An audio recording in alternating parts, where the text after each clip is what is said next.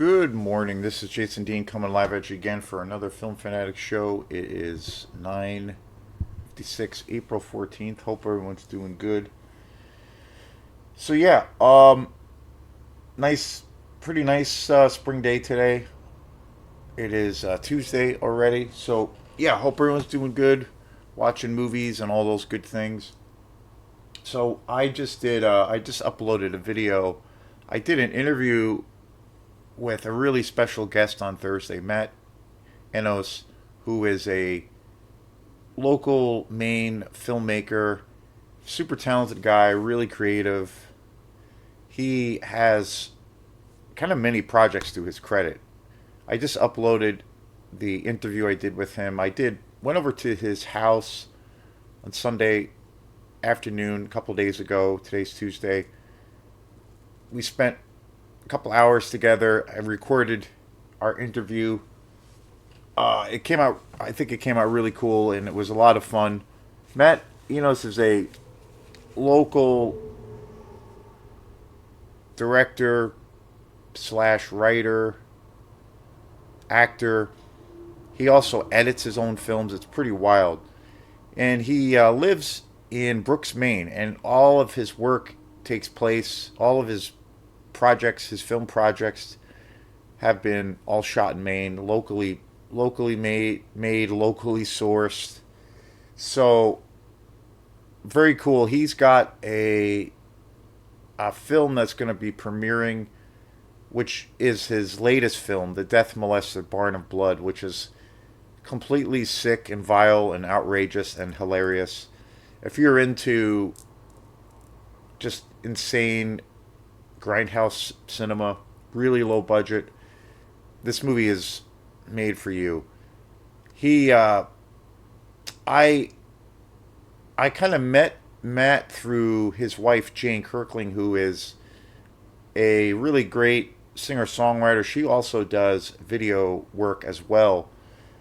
We started working on this project together quite a few months ago, and we just did some recording, and then we're going to do a album release show later in the summer for her record that she's been working on. And I met Matt through her. We were rehearsing over at their place in Brooks, and we rehearsed, I don't know, quite a few times over the span of quite a few months, and then we just recorded all of the music about maybe a month ago or so, maybe a little less, maybe give or take a week or two.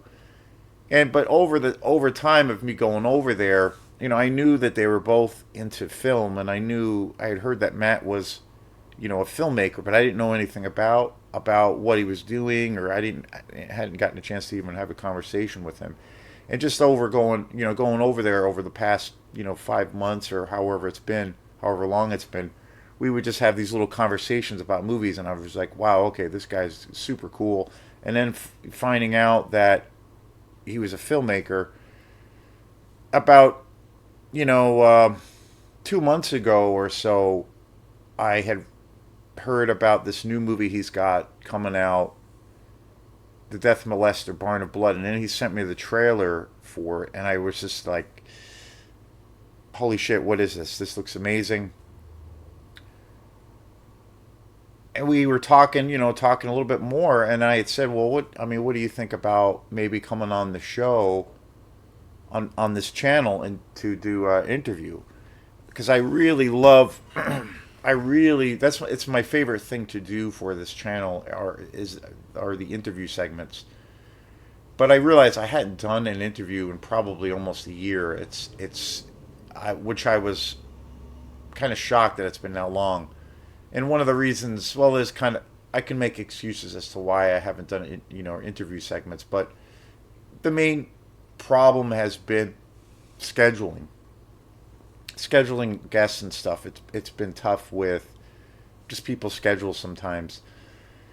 That was kind of the main thing, and then trying to get that to work, make that happen, and then also I get going on other things that I end up doing so I end up like forgetting about kind of following up on trying to schedule things for interviews, and then I get a little bit lazy around it too. But I really enjoy it. I want to try to do more. It was a really great interview. Pretty proud of with how it came out. We just it's real loose. I mean, we just basically Matt and I just talk about film, mostly horror movies, low budget independent films, exploitation movies, Hollywood, the Hollywood system. You know, we talk about we even got into a little bit of AI technology, how that's kind of working its way into our lives. We covered a lot of different things, but super cool. But so he's got a film coming out. Well, it's actually been out. It premiered, I guess, last year in Toronto at a Toronto Film Festival, and it's called The Death Molester's Barn of Blood, and it's completely sick and vile and amazing. And it's going to be coming out in a couple of weeks at the Maine Underground Film Festival, which is going to be in Brunswick, Maine, it's all sold out. So it should be really pretty amazing. I unfortunately did not get tickets. I kind of screwed up and I didn't get a ticket. So, but I have seen the movie and it's totally outrageous. So that was a lot of fun. So I just uploaded that interview just maybe an hour ago. So thanks again to Matt. And, moving forward, I want to try to definitely do more interview segments for this channel. I really, really enjoy it. So yeah. So yeah, a couple of days ago, over the weekend, I was going through some of my movies. My shelf space for my movies has kind of run out. I'm kind of reconfiguring a few things, so I have a little bit more space. So it was last year now, and it was a little while ago, but I did a kind of an in-house like tour of my movie collection, and I did that. I think might have been in the fall of 2025, which is just crazy. And I've definitely gotten quite a few movies since then,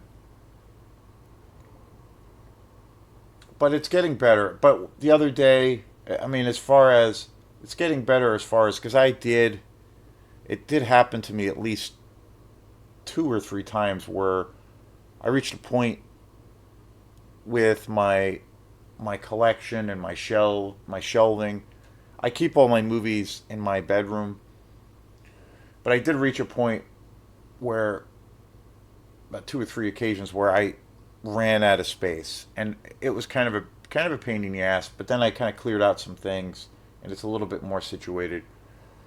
And I'm gonna maybe do something different with. I have this big bookshelf that I don't really use, and I might. So we'll see.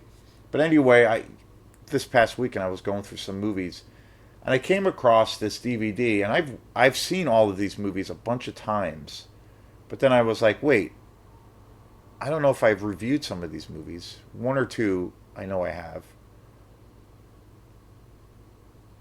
And then I was like, I haven't actually watched these movies in a long time. And I bought this, I can't remember where I got it. I've had this collection for a super long time, and it's really, really good. I watched one of the movies on this collection, and again, it's a DVD collection. I probably got it at Goodwill or somewhere, but I've had this DVD for quite a few years, probably 5 years or maybe more. And it's a DVD collection, and it's an MGM movie collection, pretty generic, but it's got some killer movies on it. It's got Return of the Living Dead. It's got Swamp Thing, which I just watched. I have Swamp Thing on Blu-ray. I have a really amazing edition of that. That, of course, is the original Swamp Thing from 1982. One of my favorite Wes Craven movies. One of the first comic book adaptations, too. I love that movie to death. And I just watched that the other night. So it has, and again, this is all DVDs, but it's got Swamp Thing also on DVD. And then it's got Roger Corman's Bucket of Blood, which is an amazing movie. Such a great movie. I'm such a massive Roger Corman fan. And then it's also got another horror exploitation movie, Frogs, which I was like, damn, you know what? I haven't watched this in so long.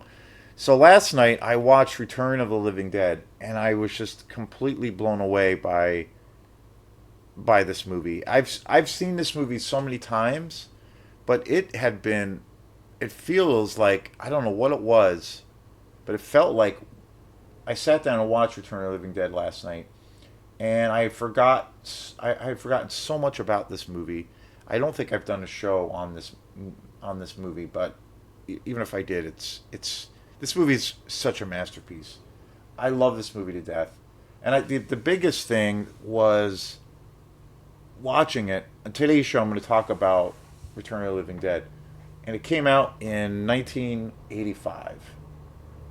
Pure low budget horror zombie exploitation fun. I mean, it doesn't really. I think Return of the Living Dead is it's a pretty popular movie, and I do hear it talked about. But that being said, I feel like Return of the Living Dead is a movie that can never be talked about enough and should be talked about more. This movie is just it's one of the greatest movies. I think it's such a classic movie. I mean, from top to bottom. Well, one of the biggest things about this that I forgot about this movie was that it was written and directed by Dan O'Bannon. And I'm a huge Dan O'Bannon fan. And of course, Dan O'Bannon, he passed away a few years ago, unfortunately, but what an amazing career as a writer, also as a director. He directed this movie. Pretty wild career. His big mark that Dan O'Bannon left was he was the creator and writer for Alien. So I first heard of Dan O'Bannon through from Alien, from Ridley Scott's 1979 film, which is, it's a unparalleled masterpiece. But there's a quadrilogy collection of it's basically a massive series of all these different documentaries about the entire Alien franchise. And that's when it comes to special features on movies, I think it's the best, most comprehensive collection of special features that there is.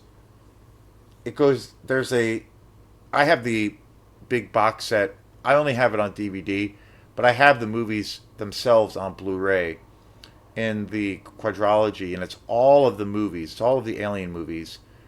But there's a huge special features component to each movie, and there's been many times where I will sit down. I've seen it so many times. I couldn't give you a number, but there's been so many times where I'll just sit and just watch all of those interviews. And it goes into such detail in each of the movies, how every movie was directed, interviews with the directors, and they're pretty candid interviews. They don't, they talk about the success, but they also talk about a lot of the failures. It's really, really good. I think it's the best special features kind of component for any kind of movie release. And that's how I came across Dan O'Bannon, because there's a massive, huge, lengthy interview with Dan O'Bannon for the first movie, Alien. The only movies I love really in the franchise, I mean, Alien and Aliens are absolute masterpieces. Alien 3, I think, is pretty decent, only because, and it has grown for me over time. The only reason I kind of like that movie is because it's a David Fincher film. David Fincher is one of my favorite directors, and it was also it was his first movie. And if you're a David Fincher fan, I've always recommended that people definitely see it and give it a shot, because you can really see his style kind of emerging in that film. The rest of the films are all trash, and they should be just flushed down the big cosmic toilet bowl, as far as I'm concerned, including Romulus, including Prometheus. They're all just shit.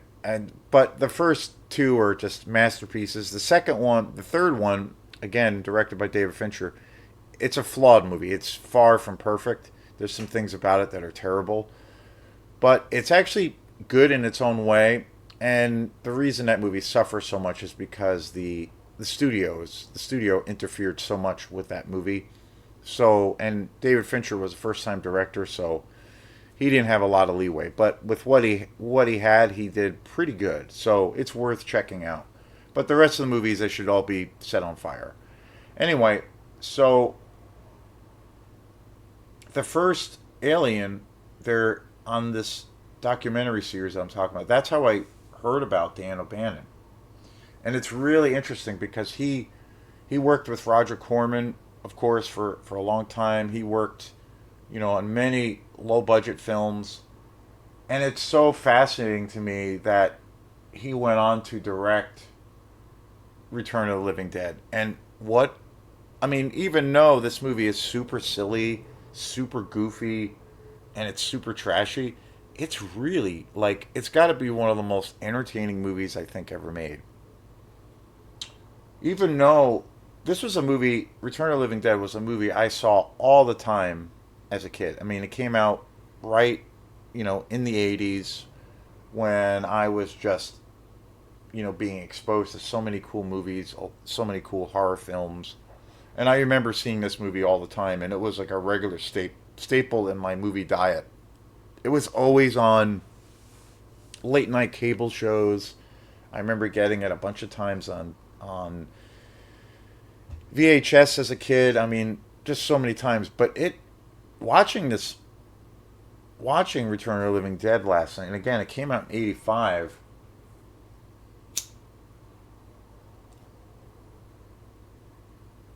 There was so much of it that I forgot, and I'm like, I was kind of flabbergasted. And then I was trying to like think. I was kind of racking my brain as to like when did I see this movie? How long has it actually been? And I couldn't really give you a number. I think it's been a long time. I don't.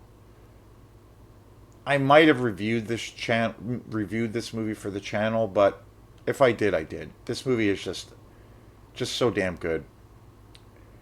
But I could not give you a time frame when I saw this last. I mean, because again, this was a movie I grew up watching. You know, I saw it countless times over and over again. I didn't know who Dan O'Bannon was at the time, but I was really into zombie films. The and the other thing that's so cool actually, and again, this is a DVD collection, but the transfer of and the quality of Return of the Living Dead on this DVD is really good. I was really impressed with how great it looks. It's almost so good that I don't I I would almost think I don't need to buy it on Blu-ray because it looks fantastic. But I do think because this movie is such a classic and one of the best of its genre, I definitely should get it on Blu-ray because it's such a masterpiece. It's such a perfect blending of practical effects. The practical effects in this movie are just absolutely incredible. The zombie design is just jaw dropping, and I love how funny this movie is and how goofy this movie is as well. But it has so many of those qualities as to why I love these low budget exploitation horror movies so much. It's got everything. It's like the quintessential movie for my favorite style of filmmaking. It really is because it's so funny, and there are some pretty scary moments in the film too. I think it's got a really cool atmosphere. The action is really awesome. The body count is outrageous. The practical effects are just outrageous. It looks fantastic. The music is just really great. The cast is absolutely fantastic. It's kind of like an ultimate party movie. It really is, like from top to bottom.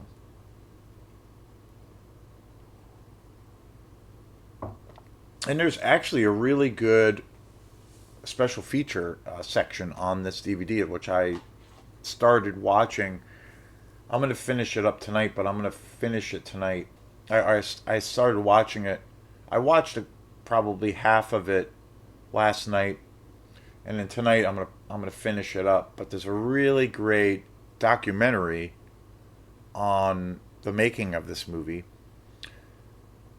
where there's all these really cool interviews with Dan O'Bannon. So it was, just really cool.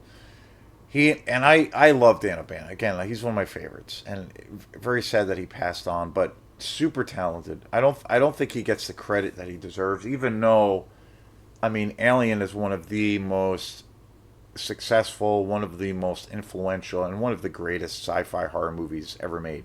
It's easily, like, if I had to pick my top 5 movies of all time, Alien is definitely up there as one of the greatest movies ever made. Period. I think it's, probably the best movie Ridley Scott's ever directed. But that's hard to say because I love. It actually is kind of hard to say because I love Blade Runner so much. Blade Runner is one of my all-time favorites. So I don't know. It would be a tight race. I kind of feel like Blade Runner in might come ahead in a weird way. But anyway, Alien is definitely the best movie in the Alien franchise by far. Aliens, though, is absolutely, incredible. But Dan O'Bannon, made this movie, created this character, created the Alien franchise without the intention of turning it into a franchise, and then it became this phenomenon. I mean, one of the most influential movies ever, and bringing the great artist H.R. Giger into the fold, creating the creature design, just absolutely incredible. And I just think it's really interesting in kind of the trajectory of Dan O'Bannon's career, where he made this pretty serious, heavy, super scary, super intense science fiction horror film, which was a big budget studio film, very dark, very stark, very intense. And then he went on to direct this completely absurd, goofy, over the top Return of the Living Dead. Like, I just think that's so awesome. I don't know of too many, writers or directors that have, like, kind of have had that kind of trajectory. Usually it's, at least what I find, for writers that I really love or directors in the horror world, it's usually, a lot of times it's the other way around. They get their start, working on really low budget films, and then they direct a couple of low budget films, and then they kind of get a name, and then they might get a lot of attention, and then before you know it, they're like directing some big studio films.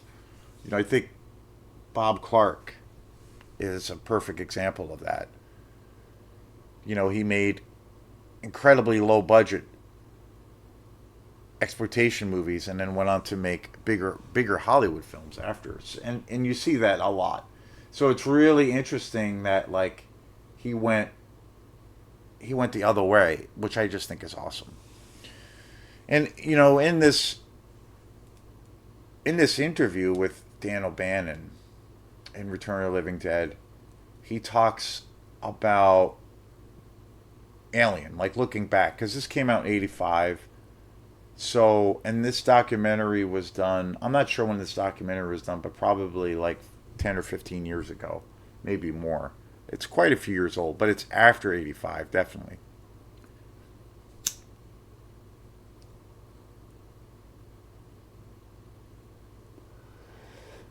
And Dan O'Bannon was, the guy who is interviewing him, is obviously going to he's going to obviously ask him a lot of questions about Alien, and, like, looking back at it, because this really, it's one of the most iconic movies ever made, and it made Dan O'Bannon into a big star.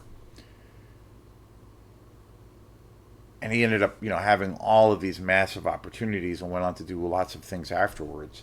But it was definitely that cemented him as, like, he's made it. He's like one of the greats. So and this interviewer was asking Dan O'Bannon about like kind of reflecting back on Alien and the whole experience, and he was talking about it was interesting. He was talking about having kind of mixed feelings about it. And it was kind of interesting because he said on one hand he felt the final product and he felt like what Ridley Scott did for the story he created with Alien was he considers the movie itself to be a masterpiece, and what Ridley Scott did was unbelievable and couldn't have been any better. But then he also says in the same breath that he really going into this movie, he not only did he write Alien, but he really wanted to direct it, like more than anything. And he said that he still, even though Alien is regarded as one of the greatest horror science fiction movies ever and one of the most influential of all time, he still feels sad that he didn't get a chance to direct it, which I think, or at that time, he still feels like it's a mixed thing for him because he didn't get a chance to direct it, which is pretty wild because considering on how much he loves what Ridley Scott did and what Ridley Scott did do for that film and his unique vision. I just thought that's really, really, really interesting. Like after time, and even having the success, he's just kind of like, I have this mixed feeling about it. And when I think about if Dan O'Bannon actually directed Alien, that would have been, well, it would have. I think it would have been a completely different kind of a movie. I don't, in my heart of hearts, even though I love Dan O'Bannon, I don't think for what Alien was and what it became and what it is, I don't think it would have been as good. I think it would have been. I think the movie for that story, the world that Dan O'Bannon created, the whole you know premise of that movie, I think Ridley Scott did the best job that you know imaginable for that movie. And I don't think it took somebody with a different level of sensibility and a certain kind of vision. And I don't think Dan O'Bannon's vision would have been really appropriate for that movie. I think the movie would have been. I don't know. It might have been. It might have had a little bit of this flavor for Return of the Living Dead, which would have made it more of a goofier, kind of silly, more ridiculous kind of a film. And for Alien, I don't think it would have worked. I honestly don't think it would have worked. I think it would have been a weird tone for what that movie was or what that movie needed to be. And he said, so it's just a real interesting interview that he was just very honest about that. Even now, with all this time going by and reflecting on the massive success of that film, and especially with the when that movie came out, it was a huge hit, and then it spawned this massive franchise. I mean, Alien became one of the biggest franchises ever. So, he made a ton of money from it, and he created the characters. Amazing, amazing. And even with all of that success, he still feels that way. Really interesting. And he said in this interview too that after the success of Alien, he got all these offers to write and direct, and mostly to direct. And he said that the thing that he really wanted to do almost more than anything else, was to direct a film. So that became this next project, Return of the Living Dead. And this was, he was talking also about the different scripts and kind of storylines that were go, which was going to be the original story for Return of the Living Dead, like the first couple of scripts.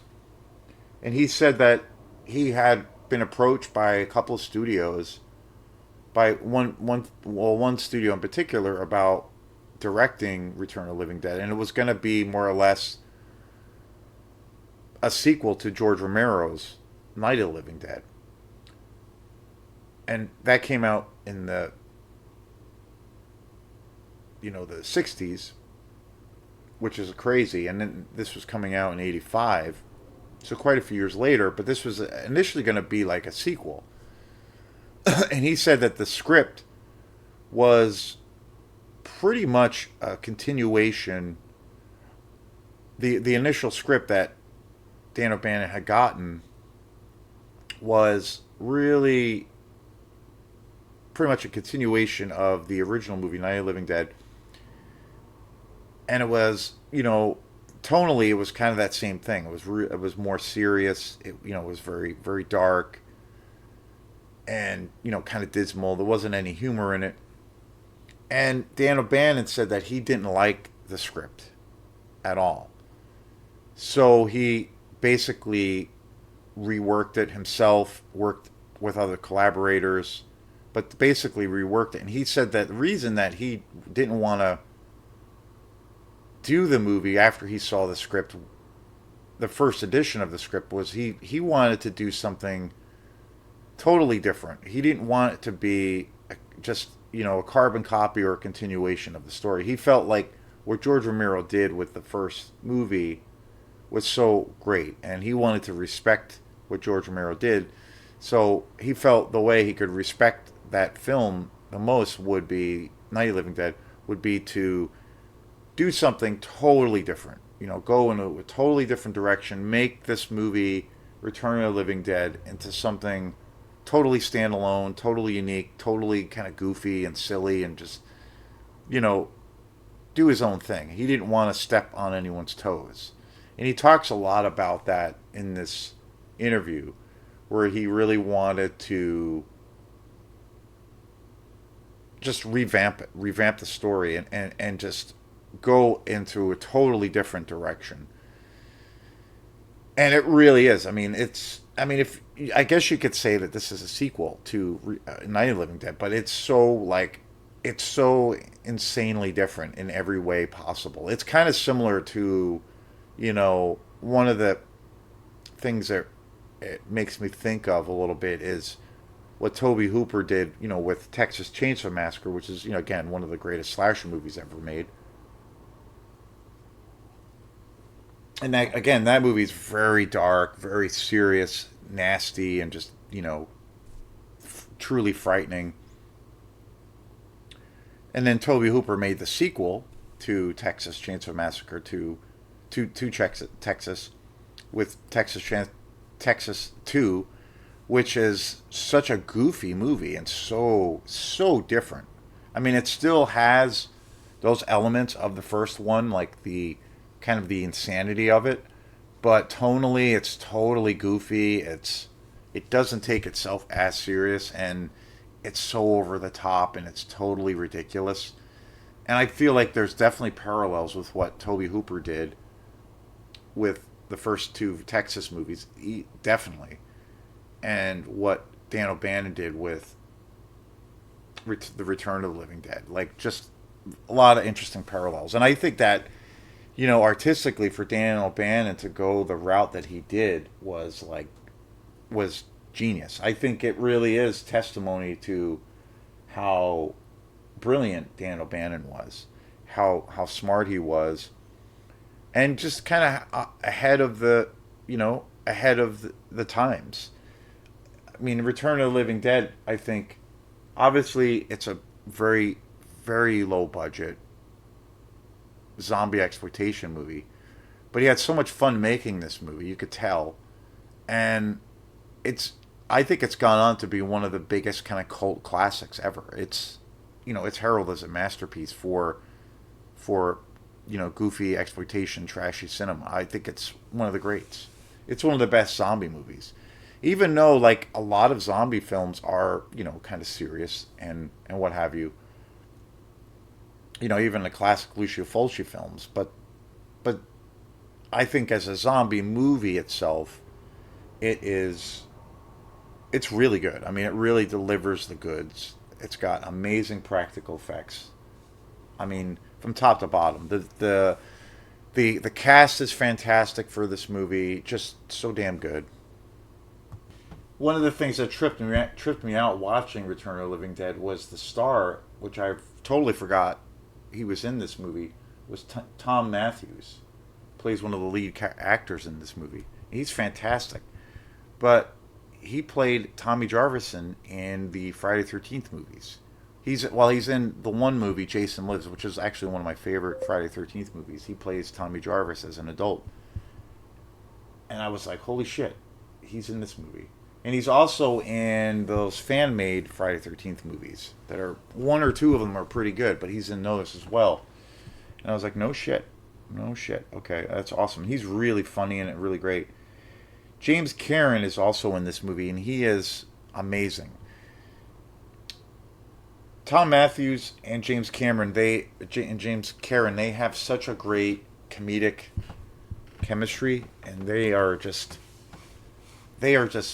so awesome together. This cast is just absolutely phenomenal.